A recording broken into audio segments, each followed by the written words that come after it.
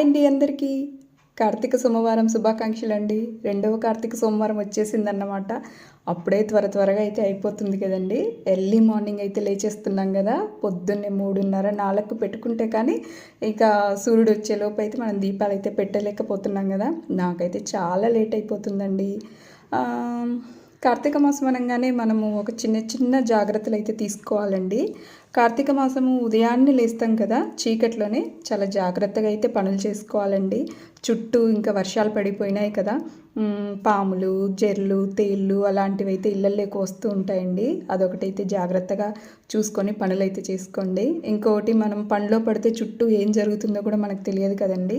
ఈ రోజులలో ఎలా ఉన్నాయి అసలుకి, గోల్డ్ కూడా కొనే పొజిషన్లో అయితే లేము. చుట్టూ ముగ్గులు వేసేటప్పుడు మన పని మనం చేసుకునేటప్పుడు అన్నీ మర్చిపోతాం కదా.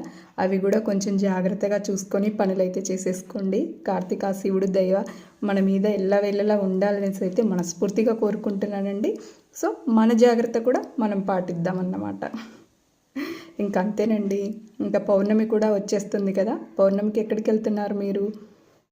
అలాగే ఇంకో విషయం కూడా చెప్తానండి. దీపాలు వెలిగించేటప్పుడు మన చీర కొంగు కానీ చుట్టూ కూడా కొంచెం చూసుకొని కూర్చుండేటప్పుడు, దీపాలు అవి పెట్టుకునేటప్పుడు కూడా కొంచెం జాగ్రత్తగా కూర్చొని దీపాలు వెలిగిద్దామండి. మన సేఫ్ కూడా మనం చూసుకోవాలన్నమాట, చుట్టూ పరిసరాల్లో కూడా. సో అదన్నమాట, కార్తీక మాసం చాలా సేఫ్గా అయితే చేసేసుకుందామండి. మరి ఉంటాను, బాయ్ అండి.